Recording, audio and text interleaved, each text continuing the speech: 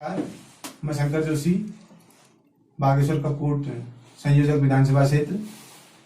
जैसा कि आपको मैं आज अवगत कराना चाहूंगा कि हमारी बजीना कांडा में एक प्रेस वार्ता का आयोजन किया जा रहा है।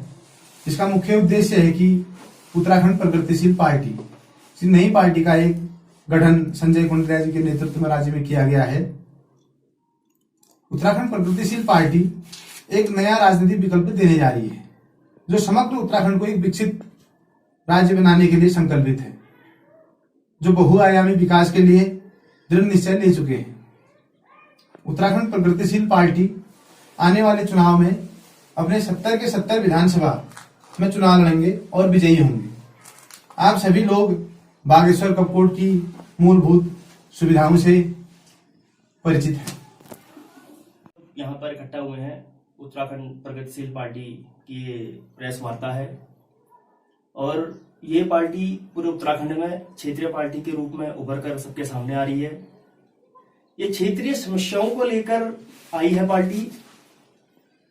विगत 20 वर्ष हो गए हमारे राज्य को बने हुए और 20 वर्षों में राज्य की कैसी स्थिति है इससे सभी लोग परिचित हैं। बहुत सी समस्याएं हैं। जैसे मैं अपने क्षेत्र की बात करूं, मैं बागेश्वर जिले के कांडा तहसील के ग्राम बजना से हूं, तो हमारे क्षेत्र में काफी समस्याएं हैं। क्षेत्र में सड़कें हैं, सड़कों की हालत काफी खस्ता है। सड़कें बनती हैं, आधे अधूरे जाकर काम रुक जाता है। सरकारें बदलती रहती हैं, नए नए वादे करते किए जाते हैं हमसे, लेकिन वादों पर खरा नहीं उतरा जाता।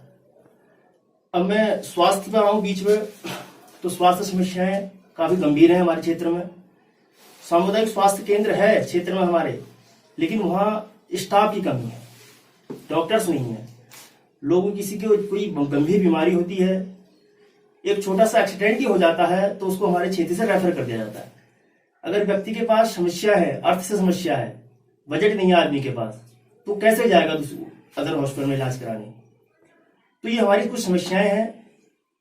आने वाले विधानसभा चुनाव में हमारी पार्टी सभी विधानसभा सीटों पर चुनाव लड़ेगी और हमें उम्मीद है कि क्षेत्रीय लोगों का समर्थन रहेगा हमारे पास। और इसी के साथ धन्यवाद।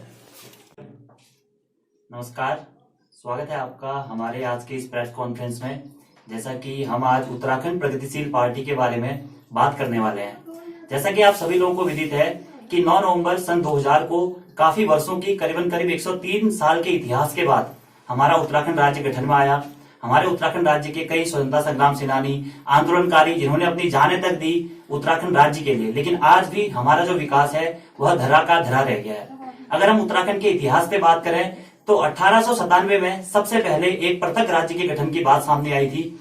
उसके बाद काफी आंदोलन हुए। 1938 में भी बातें सामने आई। उसके बाद जब हमारा देश आजाद हो गया 1947 के बाद लगातार हम एक पृथक राज्य की मांग कर रहे थे, जो कि हमारी मूलभूत सुविधाओं को पूरा करे। वो मूलभूत सुविधाएं भले ही हमारे आपसी परिवेश से हो सकती है, हमारे स्वास्थ्य संबंधी हो सकती है। जैसा कि अगर आपको विदित हो, पहले हम उत्तर प्रदेश का हिस्सा हुआ करते थे, तो उत्तर प्रदेश का विकास हुआ, लेकिन पहाड़ी जनपदों का विकास जरा रुक सा गया था। इसी कारण उत्तराखंड राज्य के जो आंदोलनकारी थे, स्वतंत्रता संग्राम सेनानी थे, उन्होंने कई सालों तक मेहनत करी, कई आंदोलन किए, कई प्रचार प्रसार किया। उसके बाद में हमारे राज्य का गठन हुआ। काफी सारे लोग इसमें मृत्यु हुई, कई सारे कांड हुए। राज्य बना 9 नवंबर सन 2000 को। उसके बाद यहाँ पे करीब 20 या 21वां साल लग गया है राज्य बने हुए, लेकिन आज भी हमारा जो विकास है वह वहीं का वहीं पड़ा हुआ है। हम किसी भी क्षेत्र में बात करें, स्वास्थ्य के क्षेत्र में हमारे पास में अव्वल अस्पताल नहीं है। अस्पताल है भी तो कुमाऊं मंडल के जो भी लोग हैं उन्हें हल्द्वानी जाना पड़ता है, गढ़वाल मंडल के लोगों को देहरादून जाना पड़ता है। हमारी जो मूलभूत सुविधाएं हैं, जैसे कि हम हॉस्पिटल पे आते हैं, सबसे पहले हमारे क्षेत्र में हॉस्पिटल है जरूर, लेकिन नाम मात्र का हॉस्पिटल है।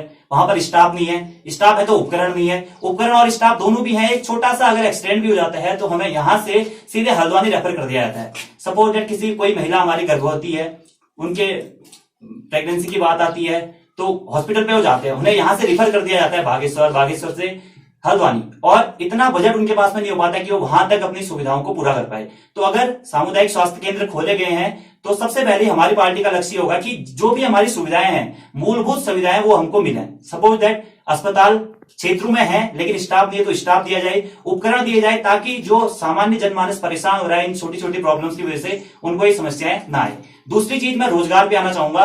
विगत 20 वर्ष हो गए हैं और रोजगार के नाम पे उत्तराखंड राज्य काफी पिछड़ा हुआ है।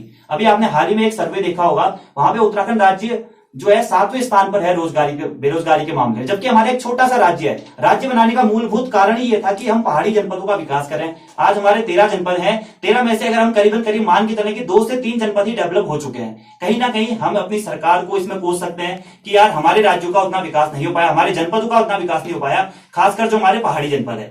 अभी आपने देखा होगा कि अभी लॉकडाउन की प्रॉब्लम चली, हमारे कई सारे मित्र लोग बेरोजगार हो गए, यहां से पलायन करके वो बड़े बड़े शहरों में गए थे, होटलों में कार्य करते थे या अलग अलग स्थान पे कार्य करते थे। लेकिन जब लॉकडाउन हुआ कोरोना महामारी के कारण, वह सभी अपने घर में आ गए और इसी बीच क्या हुआ कि उनके पास में रोजगार के साधन अभी भी उपलब्ध नहीं है, अभी भी वो लोग बेरोजगार ही बैठे हुए हैं। रोजगार आया भी तो सीमित रोजगार आया, और अगर हम इस क्षेत्र में कुछ रोजगार करना भी चाहें तो यहाँ की जो एटमॉस्फेयर है वो उतना उन्हें सपोर्ट नहीं करता है। इसी के साथ अगर हम सरकारी नौकरी पे आए तो सिक्किम एक ऐसा राज्य है, आप लोगों ने सुना होगा, जहां पर प्रत्येक घर से एक व्यक्ति को रोजगार दिया गया है। तो मैं ये कहना चाहूंगा कि हमारे उत्तराखंड में ये व्यवस्था क्यों नहीं लागू हो सकती है। आसानी से हो सकती है, क्योंकि काफी कम जनसंख्या हमारे राज्य की, 13 जनपद है। 13 जनपदों में अगर हर परिवार से भी एक व्यक्ति सरकारी नौकरी में आवेदन होता है तो उस परिवार की जो फैमिली कंडीशन है वो काफी हद तक सुधर सकती है। अगला रोजगार की बात तो होगी।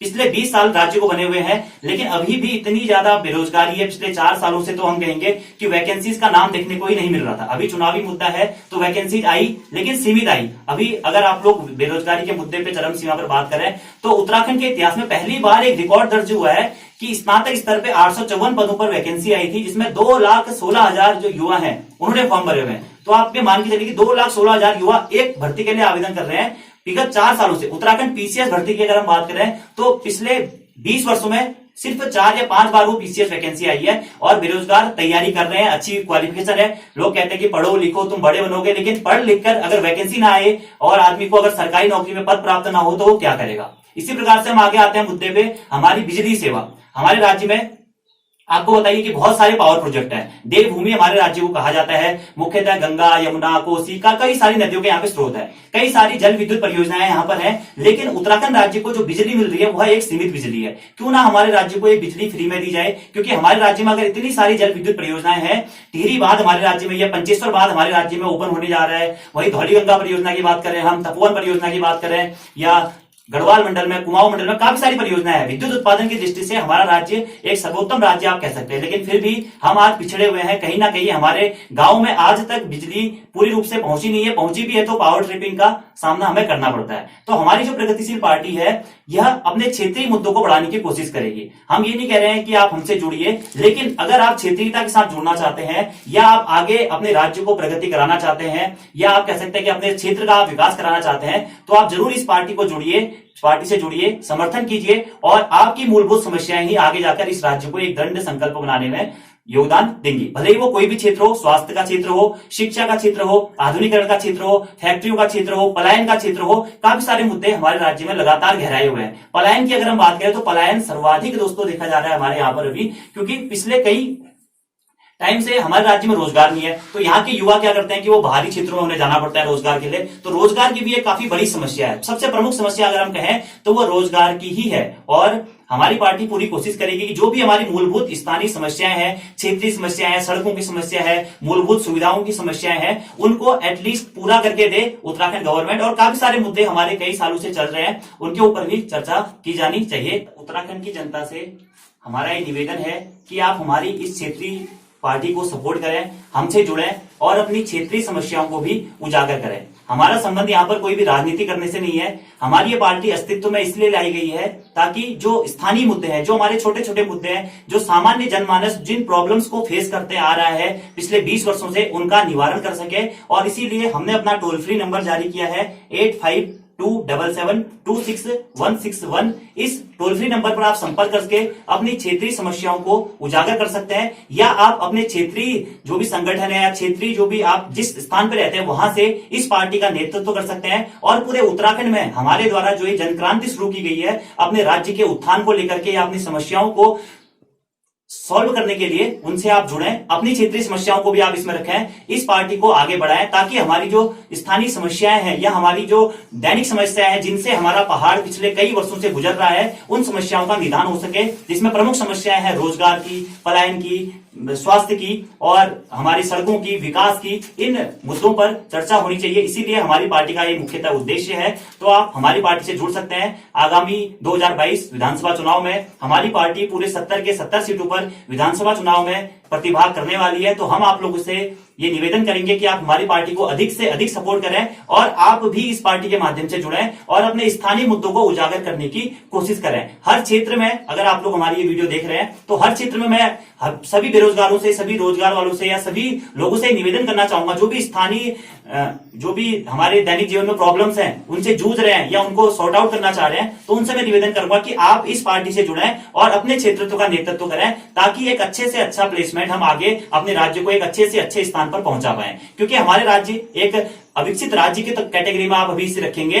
हमारी राज्य को देवभूमि जरूर कहा जाता है। पर्यटन की दृष्टि से यहाँ पे कई सारे पर्यटक स्थल है, लेकिन विकास आज भी हमारे राज्य का उतना नहीं हो पाया है। तो मैं आप सभी लोगों से निवेदन करूंगा, जितने भी लोग हमारी ये वीडियो देख रहे हैं, कि आप हमारी स्थानीय पार्टी से जुड़ें और अपने परिचितों को भी जुड़ाएं और अपनी क्षेत्रीय समस्याओं को हमसे उजागर करने की कोशिश करें। आप भी अपने क्षेत्र से नेतृत्व करें और इस पार्टी को अधिक से अधिक सपोर्ट करें।